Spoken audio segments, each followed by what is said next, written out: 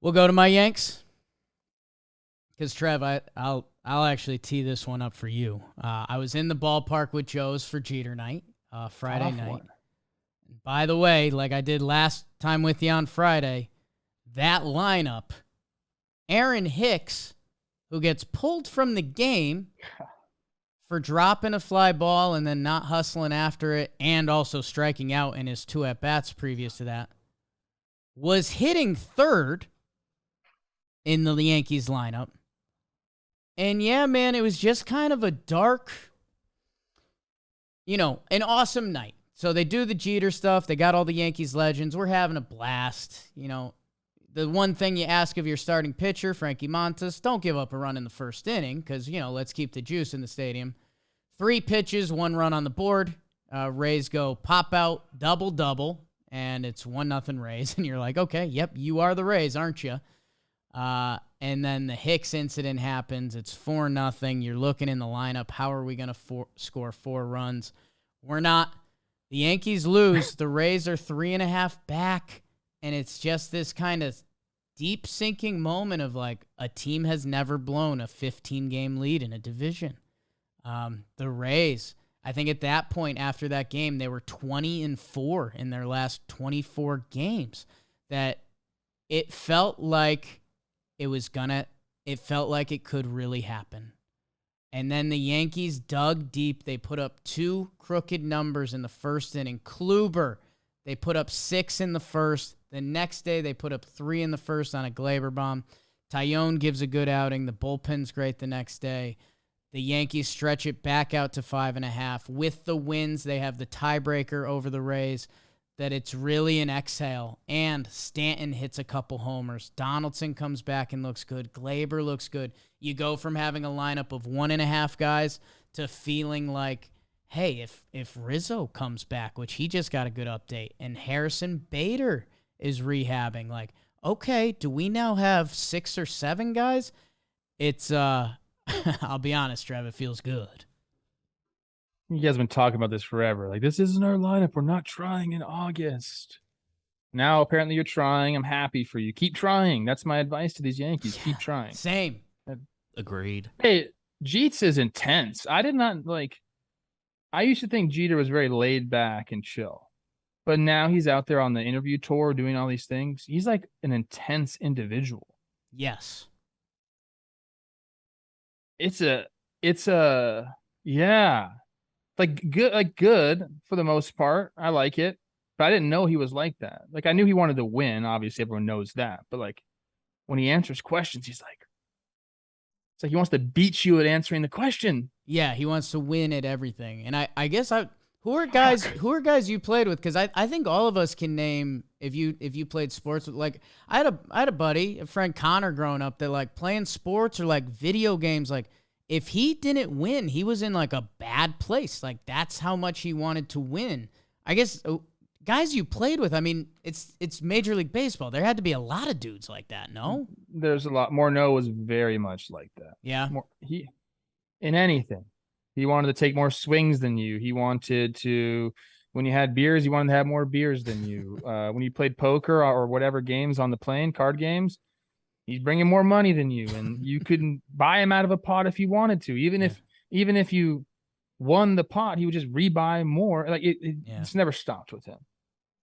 So he's one of those guys. But yeah, I mean, there's a lot of those attitudes. But Jeter's, I mean, that's not regular. That's to the extreme, bro. Yeah, I mean, like, he really approaches interviews like he wants to win the interview. Yeah, I forget, one of the quotes in the Jeter doc was very like one of those eye-opening things, like, oh, it's, I'm I'll compare it to myself. I get a little competitive, sure. But I'm at the end of the day, I'm not out there. I don't want to embarrass someone. Like, if I've won the game and, I can walk away with my chin up and I had a good time. Like, Jeter was like, no, dude, like, I think he was talking about like playing his little girls and stuff. And he's like, no, I want to I wreck them.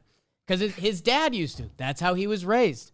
His dad, like when Jeter was a little kid, his dad, they play basketball and his dad will whoop on him. And that's, I guess when you're raised that way, that shit sticks. Teddy is like that, and I haven't raised him that way, bro. Like, I have.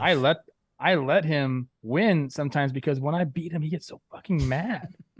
He gets so It's not mad worth. at me, and he wants to keep going. I see it in his eyes. Like, so we'll play this game, play 500, but I don't catch the ball. I just throw to him. I say, all right, this one's worth 200. And if he misses it, I get the points. I was throwing some tough ones yesterday in our backyard. He was dropping them. So I won a few times. And dude, like, I was all right, let's do something else. No, I want fly balls. Like, he wouldn't stop, dude. So maybe he's got that gene in him. I don't know. I wasn't really like that, to be honest with you. I wanted to win, but like, Right. fuck, man. Sometimes I chilled out. Wouldn't let it ruin the day. In defense of the Rays, they were up against it a little bit. I mentioned they have 5 coming up. I think it's 5 in 4 days against the Jays. I think so. So they let Kluber eat it. Who the Yankees might have had a tip on Kluber. I think there was only 2 swings and misses, and he's a guy they've seen a lot. And then Patino, the kid, he had to eat it too. 1.19 Ernie. So yeah, I mean, they ended both of those games instantly. And no joke, I mean, these were the 2 biggest games of the Yankees season so far. So for the lineup to do that early, I was like proud of the team, which is, just kind of a weird emotion for a young 30-year-old guy to look at their sports team. But I really was. They dug deep, and Torres, big games from him, Stanton, back-to-back home runs. If people think I'm being a dramatic Yankee fan, Giancarlo Stanton, your All-Star Game MVP, he hadn't had an extra base hit since before the All-Star Game. Struggling. So this was massive for them. And as Rizzo comes back and Bader joins the team and maybe 1 or 2 other guys, they got some pitchers, Sevy, Britton, Chapman. I think it allows them to treat those guys like they're coming back and joining the team instead of being in the heart of a division race. Like the Yankees, they kind of locked it up. And you know what? People are already mad at me that I went Yankee before, but I'm going Yankee again. Gleyber Torres. He had a 2-homer day. He had one of the worst stretches you've seen a hitter have this year. And it really bummed everyone out. And if we're being honest and full disclosure, Gleyber Torres, he listens to what's going on. He's pretty connected. He's active on social media. He's 25 years old. He's in the mix. A Yankee posts something on Instagram, he's in the comments, and I love it. That's what you want, right? We want our guys to be real people, and he loves the dudes on the team. He had a really good all-star case. Those trade deadline rumors, if you remember that, he could have been in the Pablo Lopez trade to Miami. Those rumors were happening, and then they came out. He was on the struggle bus, man. How about 32 games, a 1.65 batting average, a 461 OPS, and the Yankees needed him. A lot of other guys were injured and out. Recently, he got it going, and he had a 2-homer day in that final series, including the first inning 3-run homer that really was the sigh of relief, like, we're going to go on and win this division. Gleyber Torres, when he is right, man, it feels so easy. He's got soft hands. He can drive the ball the other way. It's just a mix of everything you like in a ball player. My scouting report is if he's going the other way and he's smiling, that's a dude you don't want to see on the other side of the field. Huge game and day by Gleyber Torres. If the Yankees want to do special things this year, Judge has to be Judge. Rizzo and Stanton have to be versions of themselves. Kind of that next layer of making a postseason run. Circle Gleyber Torres, Donaldson, some guys like that. Gleyber Torres is a guy that can help bring this team to the next level and helped lock in the division for them. So big game, big day by Gleyber. I like watching Gleyber play ball. You're right. When he's right, his swing is very pretty. He looks like a ball player. Like that. He wears his emotions, which sometimes isn't good for him because he can go into puppy dog mode, which it's an emotional game. People, I know like, not everyone handles things the perfect way. Like, chill out a little bit. You know what? When he turns a double play, he's got a little Cano in him too. A little easy little. It's not a sport to make look easy, and he's one of those guys.